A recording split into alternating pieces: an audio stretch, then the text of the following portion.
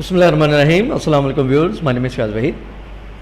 Viewers, आज के इस लेक्चर में हम डिस्कस करेंगे कि HTML और CSS को यूज़ करते हुए नेविगेशन बार या नेव बार या मेन्यू बार आप किस तरीके से क्रिएट कर सकते हैं। ठीक है, एक तो यहाँ पे मैं ड्रीमवीवर यूज़ करूँगा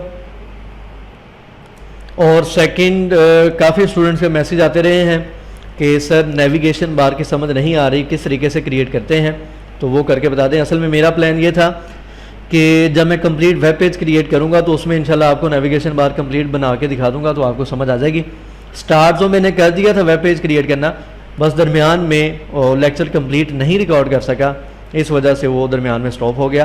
तो फ़िलहाल मैं आज के इस लेक्चर में हम नेविगेशन बार क्रिएट करके देखेंगे। वैसे तो आपने मुख्तलिफ वेबसाइट्स पे मुख्तलिफ डिज़ाइंस की नेविगेशन बार्स देखी हैं, हम यहाँ पे एक बिल्कुल सिंपल नेविगेशन बार क्रिएट करेंगे।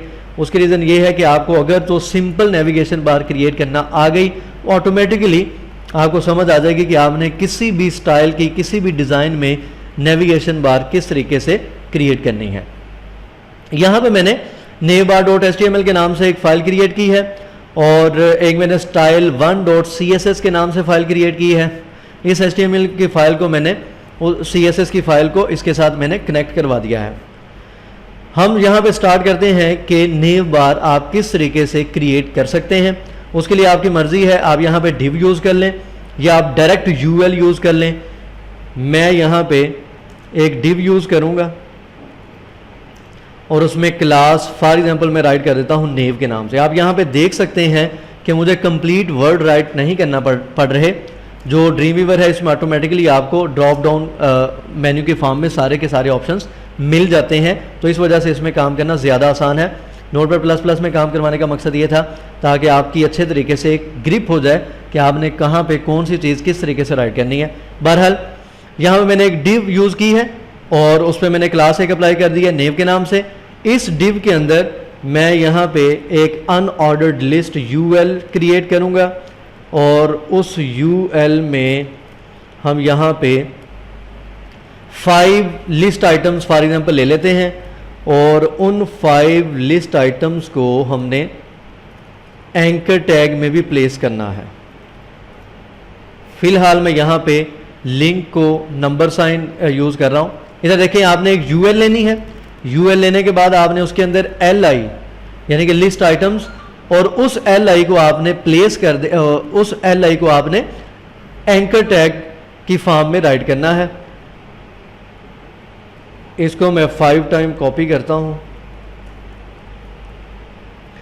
और यहाँ पे हम कोई भी नेम राइट कर देते हैं, होम, अबाउट अस, एडमिशंस और कैंपस, कॉन्टैक्ट अस। ठीक है, ये आपको यहाँ पे एक आइकन नज़र आ रहा है प्रीव्यू के नाम से। इस पर मैं क्लिक करता हूँ, प्रीव्यू इन फायरफॉक्स। ये फायरफॉक्स में मैंने इसको ओपन कर लिया। आप देख सकते हैं यहाँ पे एक अनऑर्डर्ड लिस्ट नज़र आ रही है और जितने भी उसके अंदर लिस्ट आइटम्स हैं सारे के सारे एज अ लिंक आपको यहाँ पे नज़र आ रहे हैं। ठीक है, ये लिंक है। अब थोड़ी सी इसकी हम स्टाइलिंग करते हैं। एक तो मैं बॉडी की स्टाइलिंग करता हूँ, क्योंकि जो बॉडी का टैग है इसने कंप्लीट वेब पेज पे यूज़ होना था। यहाँ पे फॉर एग्जांपल मैं इसकी जो मार्जिन पैडिंग है वो 0 कर देता हूँ। फाउंड फैमिली हम कोई भी यूज़ कर लेते हैं। फ़िलहाल मैंने ये फर्स्ट वाली सिलेक्ट कर ली है, इसको रिफ्रेश करें तो आपके सामने इस तरीके से हमने बॉडी का जो टैग है उसके ऊपर थोड़ी सी स्टाइलिंग अपनी मर्ज़ी से अप्लाई कर दी है। नेक्स्ट हम कॉल करते हैं नेव क्लास को, जो कि हमने यूज़ की है। ठीक है, नेव क्लास। एक तो हमने क्या करना है, इसका यहाँ पे बैकग्राउंड कलर मैं चेंज कर देता हूँ। फॉर एग्जांपल यहाँ पे मैं ब्लैक कलर यूज़ कर लेता हूँ। ये जो हम यहाँ पे नेविगेशन बार यूज़ कर रहे हैं इसका बैकग्राउंड कलर मैंने क्या कर दिया, ब्लैक कर दिया। उसके बाद इस नेव के अंदर एक UL है। नॉर्मली उस UL की मार्जिन भी ज़ीरो ही रखा जाता है और पैडिंग भी ज़ीरो ही रखी जाती है। तो इस तरीके से मैं उसका मार्जिन और पैडिंग ज़ीरो अप्लाई कर देता हूँ इस तरीके से, ठीक है। अभी आपको पहले आपने देखा था कि ऊपर से भी आपको स्पेस थी। फॉर एग्जांपल मैं इनको कमेंट में करता हूँ, फिर ज़रा देखिएगा दोबारा से। ये मैंने कमेंट में कर दी दोनों। अब आप देखें कि आपको जो नेविगेशन बार है वो इस फॉर्म में नज़र आ रही है। ऊपर से भी मार्जिन है यूएल को और ये साइड से भी मार्जिन पैडिंग है। तो मैंने यहाँ पे मार्जिन और पैडिंग दोनों को ज़ीरो कर दिया है। तो इसलिए आपको मैंने बताया है कि ये बाय डिफ़ॉल्ट यूएल को मार्जिन पैडिंग अप्लाई होती है, उसको हमने सबसे पहले ज़ीरो कर देना है, हमने अपनी मर्ज़ी से अप्लाई करनी होती है। अच्छा, ये काम हो गया। अब हम नेक्स्ट क्या करेंगे, इस यूएल में, इस यूएल नेव बार, उसके अंदर यूएल है, यूएल के अंदर जो एल आई है, ठीक है, इन एल आई को हम यहां पे डिस्प्ले करते हैं इनलाइन ब्लॉक, ठीक है। इसको मैंने क्या कर दिया, इनलाइन ब्लॉक कर दिया। तो आप देख सकते हैं कि वो आपको परपेंडिकुलर फॉर्म में या वर्टिकल फॉर्म में, कॉलम की फॉर्म में आपको पहले ये सारे के सारे जो लिंक्स नज़र आ रहे थे। अब आप देख सकते हैं कि सारे के सारे लिंक्स एक हॉरिजेंटल फॉर्म में, एक रो की फॉर्म में, जैसा कि नॉर्मली नेविगेशन बार होती है, वैसे साइड बार भी होती है, लेकिन नॉर्मली नेविगेशन बार वेबसाइट पे इसी फॉर्म में होती है। तो आप को यहाँ पे इस तरीके से ये डिस्प्ले की मैंने प्रॉपर्टी यहाँ पे यूज़ की है, इनलाइन ब्लॉक कर दिया है। तो जो हमारे पास नेविगेशन बार है वो आपको इस फॉर्म में नज़र आ रही है। अब हमने क्या करना है, चूँकि ये ब्लैक जो बैकग्राउंड कलर है ये अप्लाई हो रहा है इन एलिमेंट्स पे, इस वजह से मैं यहाँ पे इस डिव की जो हाइट है उसको मैं 50 पिक्सल फिक्स कर देता हूँ, ताकि वो एक प्रॉपर फॉर्म में हमें नेविगेशन बार नज़र आ सके। 50 से थोड़ा सा ज़्यादा हम कर लेते हैं, ठीक है। ये 60 पिक्सल मैंने इस नेविगेशन बार की हाइट को फिक्स कर दिया है। नॉर्मल नेविगेशन बार की हाइट फिक्स होने की रीज़न ये है कि बैकग्राउंड कलर सिर्फ और सिर्फ इन लिंक्स पे ही अप्लाई होना है। जब हम मार्जिन और पैडिंग यूज़ करेंगे फिर ऑटोमेटिकली हाइट इसकी कम ज़्यादा होती है, लेकिन आपने इसको इस तरीके से फिक्स कर देना है। अब नेक्स्ट हम यहाँ पे क्या करेंगे, हम एक तो इन लिंक्स का कलर चेंज करते हैं, ठीक है। नेव यूएल एल आई ए, ठीक है, एंकर टैग मैंने यूज़ किया था। इनका मैं टेक्स्ट का जो कलर है वो कर देता हूँ वाइट। सेव करें, रिफ्रेश करें, तो यहाँ पे आप देख सकते हैं कि जो लिंक्स हैं उनका कलर हमने क्या कर दिया है, वाइट कर दिया है। और इसका अगर फ़ॉन्ट साइज़ हम थोड़ा सा लार्जर कर लें तो ज़्यादा अच्छे तरीके से नज़र आ जाएगा। कम हो गया है, 20 पिक्सल कर लें, ठीक है। ये आपके सामने नज़र आ रही है। अब एक तो हमने बैकग्राउंड कलर भी चेंज कर दिया है और जो लिंक्स हैं उनका कलर भी चेंज कर दिया है। नेक्स्ट हम क्या करेंगे, नेक्स्ट ये जो लिंक के नीचे आपको अंडरलाइन ये नज़र आ रहे हैं, ये इसको हम यहाँ से रिमूव करते हैं। तो उसके लिए मैंने आपको CSS में प्रॉपर्टी बताई थी, टेक्स्ट डेकोरेशन नन, ठीक है। टेक्स्ट की जो डेकोरेशन है उसको नन कर दें, तो इसके नीचे से ये जो लाइंस हैं ये भी रिमूव हो जाएंगे, ठीक है। अब इसको हमने सेट करना है, यानी कि एक प्रॉपर तरीके से ये नज़र यहाँ पे आनी चाहिए। उसके लिए अब हम क्या करेंगे, उसके लिए हम यहाँ पे मार्जिन और पैडिंग अब यूज़ करेंगे इसके ऊपर। और वो हम किस तरीके से करेंगे,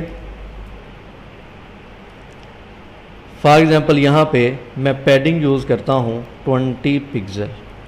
इसको सेव करें, रिफ्रेश करें, तो ये देखें एक प्रॉपर वे में स्पेस के साथ आपको यहाँ पे ये नज़र आ रहे हैं। इसको ज़रा हम चेक करते हैं। यहाँ पे चूँकि 5 ऑप्शंस हैं, इस वजह से आपको एल आई और ए पे हमने ये 20 पिक्सल इसको पैडिंग दी है, ठीक है, 20 पिक्सल।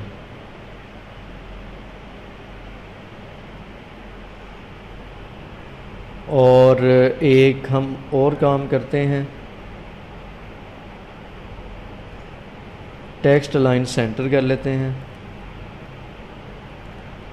ठीक है, इसको सेंटर में कर ले। चूंकि मैंने यहाँ पे जस्ट 5 ये लिंक्स यूज़ किए हैं, इस वजह से वो आपको ज़्यादा लेफ़्ट साइड पे नज़र आ रहे हैं। नॉर्मली वेबसाइट पे आपको 5 से ज़्यादा ही नज़र आते हैं, जिसने कंप्लीट नेविगेशन बार को कवर किया होता है, इस वजह से।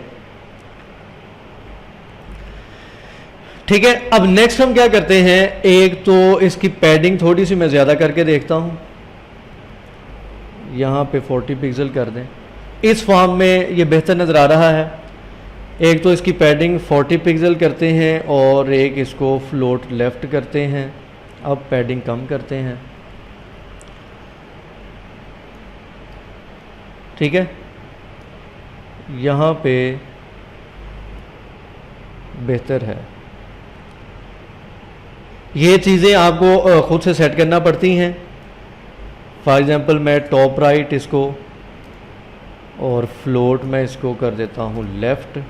इसको सेव करते हैं, रिफ़्रेश करें। इस फॉर्म में हमें नज़र आ रहा है। टॉप बॉटम की जो पैडिंग है इसको हम थोड़ा सा कम करते हैं और जो लेफ़्ट राइट की पैडिंग है इसको हम थोड़ा सा ज़्यादा करते हैं। ठीक है, अब ये ज़्यादा बेहतर तरीके से हमें नज़र आ रहा है। 15 पिक्सल और 40 पिक्सल। जो टॉप और बॉटम से पैडिंग है उसको मैंने 15 पिक्सल कर दिया है और इसको मैं 40 पिक्सल कर देता हूँ। और ये आपको एक प्रॉपर वे में नेविगेशन बार नज़र आ रही है, जैसा कि आप मुख्तलिफ वेबसाइट्स पे देखते हैं, इसी फॉर्म में बनी होती है। एक तो ये लिंक नज़र आ रहे हैं। ठीक है, जैसे मैं किसी लिंक पे क्लिक करता हूँ तो वो अभी तो मूव नहीं कर रहा। चले मैं आपको एक लिंक यहाँ पे राइट करके दिखा देता हूँ। यहाँ पे हम http://google.com, ठीक है, वैसे ही एक लिंक यूज़ कर लेते हैं। इस पे जैसे ही क्लिक करेंगे तो आप मूव कर जाएंगे गूगल के पेज पे। तो इस तरीके से हमने नेविगेशन बार पे जितने भी लिंक्स होते हैं उनको अपने वेब पेजेस के साथ कनेक्ट करवाया होता है, यहाँ पे लिंक दे के। एक ये हो गया, फ़िलहाल इसको इसी फॉर्म में रहने दें। अब नेक्स्ट हम एक बात करते हैं। आपने देखा होगा कि जैसे ही आप किसी भी मेन्यू बार के किसी भी ऑप्शन पे माउस लेके आते हैं तो वो हॉवर पे उसका कलर चेंज होता है, बैकग्राउंड कलर चेंज होता है। तो उसको भी हम यहाँ पे यूज़ करके देखते हैं कि वो किस तरीके से होगा। यहाँ पे इसी को मैं यूज़ करूँगा। मैंने आपको जो लिंक्स की स्टाइलिंग का एक CSS का लेक्चर था, उसमें मैंने आपको कंप्लीट बताया था कि आप जो हाइपर लिंक्स होते हैं उन पे आप यूज़ कर सकते हैं, एक्टिव यूज़ कर सकते हैं प्रॉपर्टी। उसके अलावा आप हॉवर यूज़ कर सकते हैं, लिंक यूज़ कर सकते हैं, विजिटेड यूज़ कर सकते हैं। तो उनमें से एक मैं यहाँ पे हॉवर की प्रॉपर्टी यूज़ कर रहा हूँ। हॉवर की प्रॉपर्टी यहाँ पे यूज़ करने के लिए आप क्या करेंगे, नेम जो div हमने क्लास यूज़ की है उसके अंदर जो UL है, उसके अंदर जो LI है, उसके अंदर जो एंकर टैग है, उसको मैंने कॉलन के साथ कनेक्ट करवा दिया हॉवर के साथ। ठीक है, ये कंप्लीट हायरार्की एक ट्री सा बन जाता है। अब हॉवर में मैं चाहता हूं कि जैसे ही माउस किसी भी लिंक के ऊपर आए तो उसका जो बैकग्राउंड कलर है, बैकग्राउंड कलर वो हो जाए वाइट और जो टेक्स्ट का कलर है वो हो जाए ब्लैक। ठीक है, हम उसको ऑपोजिट कर लेते हैं। इसको रिफ्रेश करें। जैसे ही माउस आप किसी भी लिंक पे लेके आते हैं तो आप देख सकते हैं यहाँ पे उसका जो लिंक है, उसका जो बैकग्राउंड कलर है वो भी चेंज हो रहा है। अभी आप देखें बैकग्राउंड कलर ब्लैक है और टेक्स्ट का कलर वाइट है। जैसे ही मैं माउस इसके ऊपर लेके आता हूं, इसका बैकग्राउंड कलर जो है वो वाइट हो चुका है और टेक्स्ट का कलर क्या हो गया, ब्लैक हो गया है। और ये एक कह लें कि अच्छा आपको एक व्यू नज़र आ रहा है, खूबसूरत व्यू नज़र आ रहा है।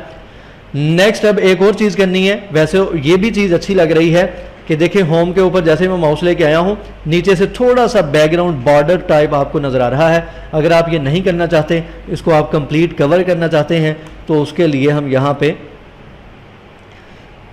इसकी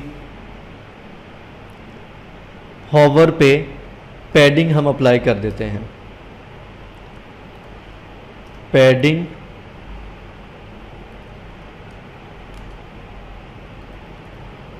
इसको सेव करते हैं, रिफ़्रेश करें, अभी भी ये अप्लाई नहीं हुई। टॉप बॉटम से 40 पिक्सल, बॉटम से 18 पिक्सल। ठीक है, अब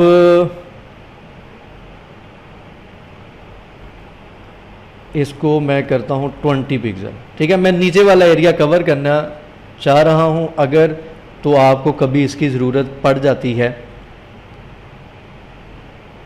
अब देखें एक और चीज़, आप जब नेविगेशन बार क्रिएट करेंगे तो ये प्रॉब्लम आपको अक्सर देखने में आएगी। ये देखें, जैसे ही मैं माउस इसके ऊपर लेके आ रहा हूँ, बाकी सारी की सारी जो नेविगेशन बार या सारे का सारा जो मेन्यू है वो मूव कर रहा है। ये नहीं होना चाहिए। ठीक है, ये एक अच्छी अप्रोच नहीं है। इसको हम कवर किस तरीके से करेंगे? इसको कवर करने के लिए मैं एक काम करता हूँ, यहाँ पे इसको सेव करते हैं, रिफ्रेश करते हैं। अब आप देख सकते हैं ना तो माउस आने पे कोई भी जो लिंक है वो मूव कर रहा है और ना ही नेविगेशन बार को कोई प्रॉब्लम है। उसकी रीज़न ये है कि आपने जो एंकर टैग को पैडिंग दी थी, सेम वही पैडिंग मैंने अप्लाई कर दी है उसके होवर पे, कि उसके होवर पे भी सेम यही आनी चाहिए। तो अब देखें, एक अच्छा व्यू यहाँ पे आपको नज़र आ रहा है। माउस लेके आते हैं, उसका बैकग्राउंड कलर चेंज हो रहा है, लेकिन जो उसका बैकग्राउंड कलर भी चेंज हो रहा है और उसका टेक्स्ट का कलर भी चेंज हो रहा है। मैंने तो यहाँ पे कंप्लीट कर दिया है। वैसे ये चीज़ भी यहाँ पे अच्छी लग रही थी कि अगर यहाँ पे मैं इसको 15 पिक्सल कर देता हूँ और इसको भी मैं यहाँ पे 15 पिक्सल कर देता हूँ, इसको सेम कर लेते हैं। अब माउस लेके आए तो नीचे ये एक बॉर्डर की फॉर्म नज़र आ रही है, ये ज़्यादा खूबसूरत लग रही है। ठीक है, तो मुख्तलिफ डिज़ाइन की, मुख्तलिफ स्टाइल्स की आप नेविगेशन बार देखते हैं तो बेसिकली यही चीज़ें यूज़ की जाती हैं। इसी तरीके से इसको सेट किया जाता है। तो उसके अलावा लेफ़्ट साइड पे, राइट साइड पे बॉर्डर यूज़ करना, या उसके अलावा जो ड्रॉप डाउन मेन्यू है, इंशाल्लाह इसको मैं मज़ीद नेक्स्ट लेक्चर में कवर कर दूँगा। उम्मीद करता हूँ कि आपको समझ आई होगी कि किसी भी वेबसाइट पे जो नेविगेशन बार है वो किस तरीके से क्रिएट करते हैं। और आप देख सकते हैं होवर पे जैसे ही हम माउस लेके आ रहे हैं किसी भी लिंक पे, तो उसका जो बैकग्राउंड कलर है वो भी चेंज हो रहा है और उसका जो टेक्स्ट का कलर है वो भी चेंज हो रहा है। तो इस तरीके से आप HTML और CSS को यूज़ करते हुए एक simple navigation bar, menu bar या नेव बार क्रिएट कर सकते हैं। और इसकी जो डिफरेंट स्टाइलिंग है, ड्रॉप डाउन मेन्यू किस तरीके से बनता है, इंशाल्लाह इसको हम आने वाले लेक्चर में डिस्कस करेंगे। दुआओं में खुसूस याद रखा करें और यूट्यूब का चैनल जिन्होंने अभी तक सब्सक्राइब नहीं किया, सब्सक्राइब करें। अल्लाह हाफ़िज़ नासिर।